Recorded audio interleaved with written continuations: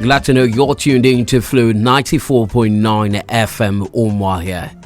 This is Abia Speaks on the frequency modulation band of 94.9. My name is Temple Barra, and today we've got a special edition on our hands where we're looking at something that's trending right now, which has to do with a fund that's been set up by the federal government.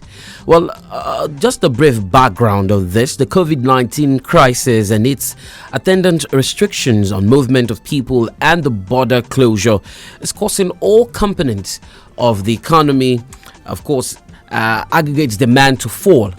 The fall in household consumption in Nigeria stems from restrictions on movement, and this has caused consumers to spend primarily on essential goods and services. There's been low expectations of future income and the erosion of wealth and expected wealth. Nigeria does have a large formal sector which contributes about 65% of its economic output, and a large proportion of the population is clustered around the poverty line, and this has made them highly vulnerable to falling into poverty due to shocks.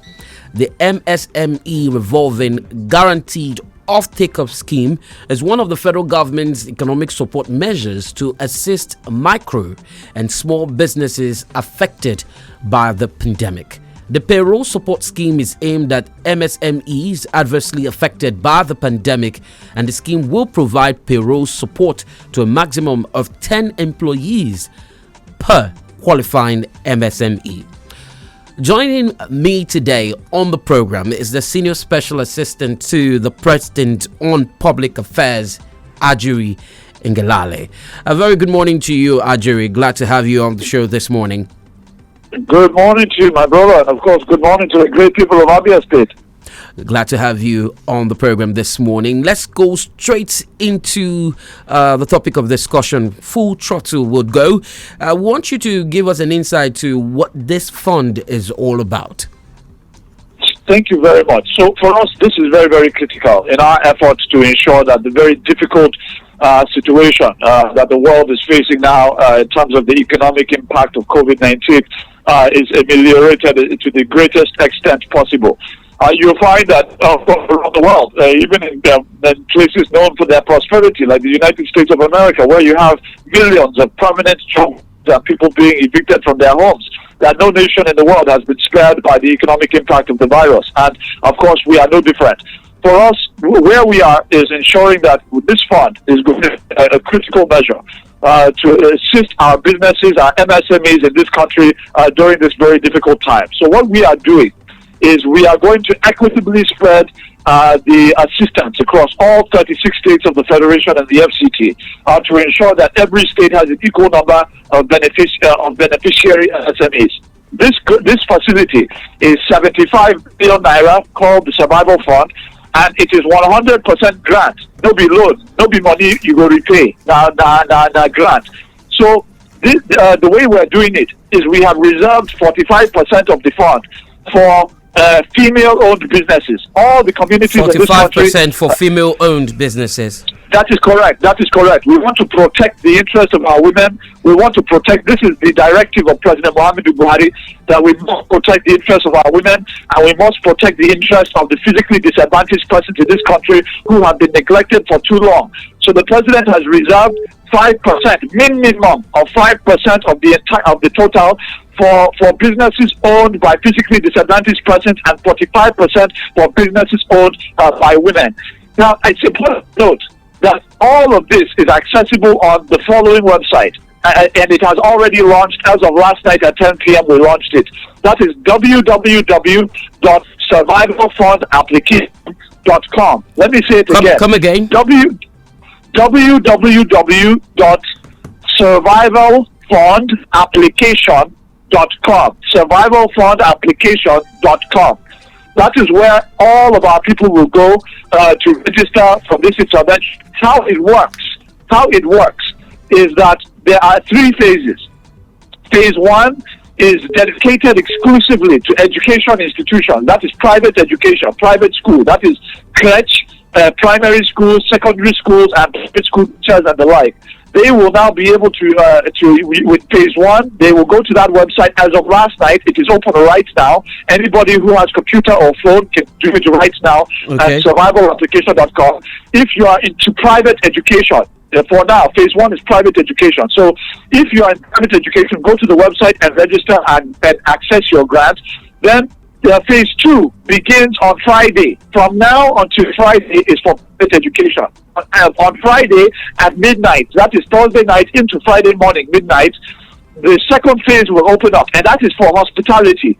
Businesses, MSMEs in this country dealing in hospitality. That is hotels. Okay. It seems like we've got various categories of MSMEs that can take part in this payroll scheme. Can you list these categories before we start talking about what days they can actually go and register?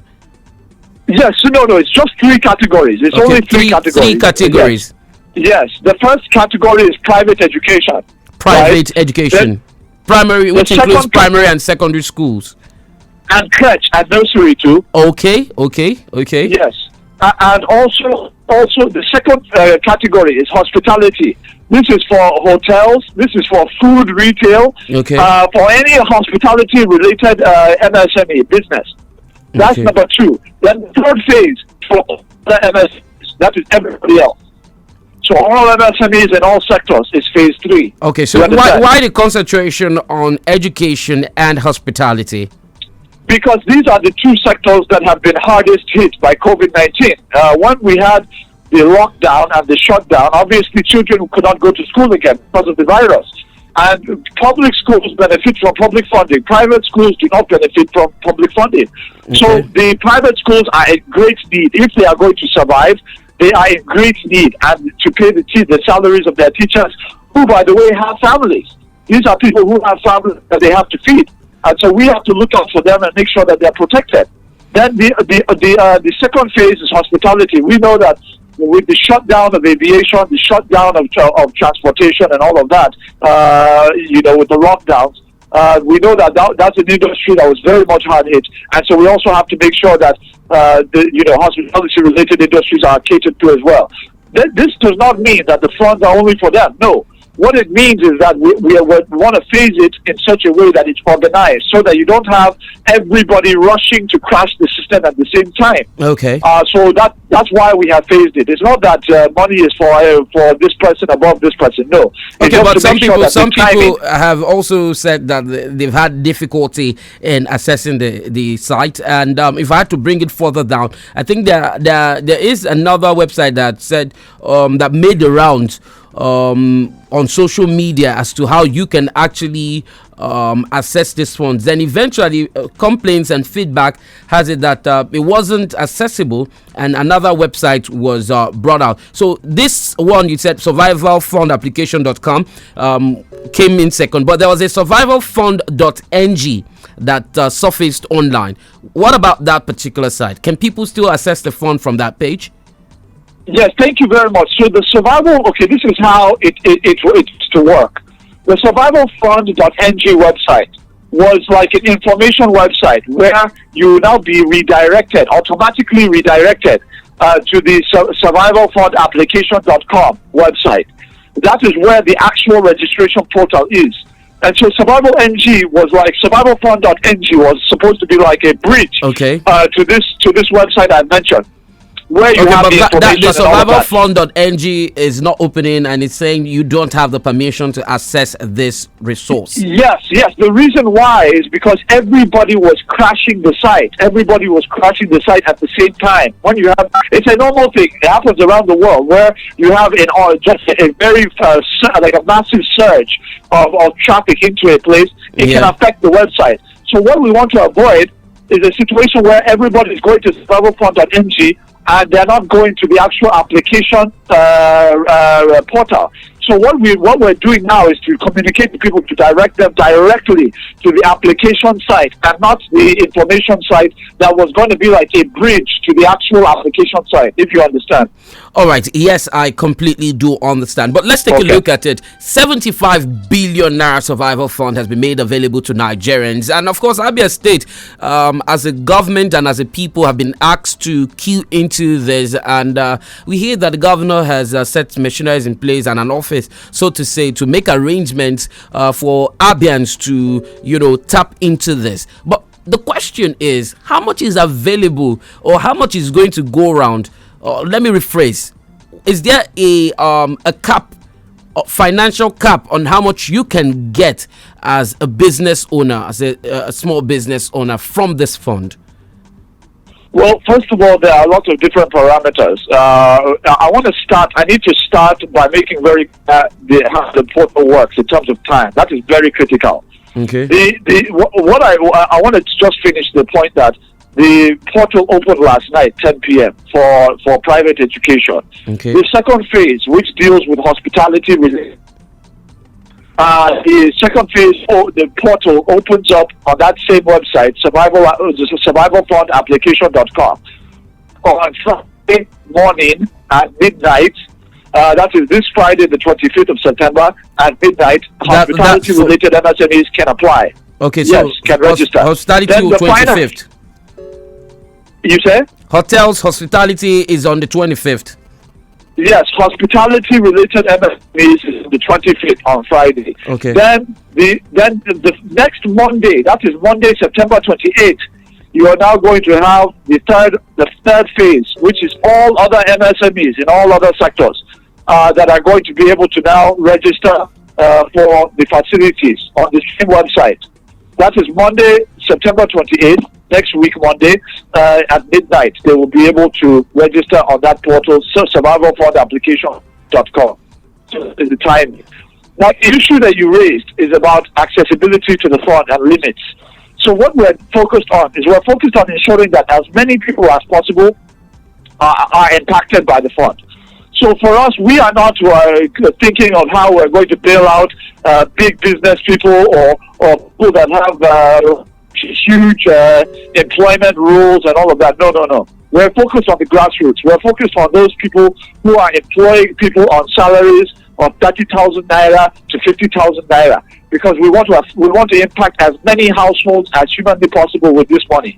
So if you have a crèche with four or five employees who are being paid 30,000 naira, we want to ensure that crèche is fully catered for, because that is the base of society where we can make a lot of impact on multiple families nationwide. And that is really the approach that we are taking.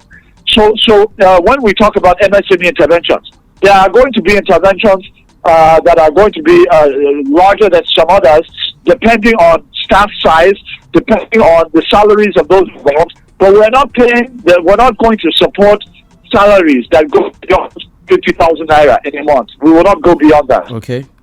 Okay, so staffs, how many? You're looking at staff strength of 5 and salaries that don't go beyond 50,000. No. I didn't say we're looking at staff strength of 5. I was giving you an example. Okay. Of the kind of MSMEs that we're looking for. We want to support smaller MSMEs who are dependent on this kind of intervention during this difficult period. So, for example, let me just be very clear. If you have a multi-billion naira private school for the children of big men and all of that, we have no interest. We have no interest at all in intervening in such a school to allow them to have access to this fund to pay their salaries. No, we will not do that. We are going to ensure that the interventions are reserved for smaller scale enterprises who have salaries that are within that range of 30,000, 50,000, which is fine in the smaller scale enterprises. We want to touch as many individuals within these small scale enterprises nationwide as possible. Okay. Now, you were mentioning some of the approaches, one can actually consider while filling the form. Are there requirements that you need to have on hand? Yes, so there are multiple variants. In terms of, there are different, within the MSME community in this country, you have multiple types of MSMEs. You have formal MSMEs who have registered, commission, business name registered, they have their tax identification number from FIRS and all of that. Those companies, those MSMEs are well in position to receive the grant facility immediately. Then you have those who have not registered. These are informal MSMEs, which we have so many across the country. What we are doing within this within this grant is we are paying for 250,000 informal MSMEs to formally register with the Corporate Affairs Commission. We are going to pay for their registration. We'll walk them first so that a million informal MSMEs are placed into the formal economy. We're going to help them register for bank accounts. Okay, so how are you going? Are you going to do that while registering for the grant, or that has to be done before you apply for the grant? No. There are separate components. This is what I'm talking about now. Is the formalization component. This is a special program for informal SMEs to get registered, for us to register them and place them into the formal economy, into the banking system, and all of that. That is a separate intervention that is within this same survival fund process. But we have interventions that are for people who have not formally registered with CACs, who do not have to register before they access some grants. Like, for example, we're not just targeting MSMEs, we're also targeting individuals. Okay. So within this survival fund, there's also a component where we are going to give operations grant of 35,000 naira to artisans, carpenters, plumbers, bus drivers, bus conductors, mechanics, and others, to be able to push in, ensure that they have the operations facility to cushion them during this very difficult time as we move into the post-COVID-19 era. All right. Are there all that relevant information you may want to share about the program for the benefit of the listening public? Thank you very much. I think for the most part, I have already shared the bulk of it. I would just ask our people to please just pay attention to the timelines, because if you register at the wrong time, it will of course impact on your ability to access the fund and all of that. So just take note of the timeline, which is from now until Friday is education, private education. Okay. From Friday to Monday is hospitality. That is over this weekend, coming weekend. Okay. Then from Monday forward, for all other MSMEs and all the other sectors, once you know that and you know the website, survivalfundapplication.com, you will be in a good position to benefit from this opportunity. And I wish everybody the best of luck. All right. Thank you very much, Ajuri Ngelale, for joining us on the program this morning. God bless you. Thank you for having me.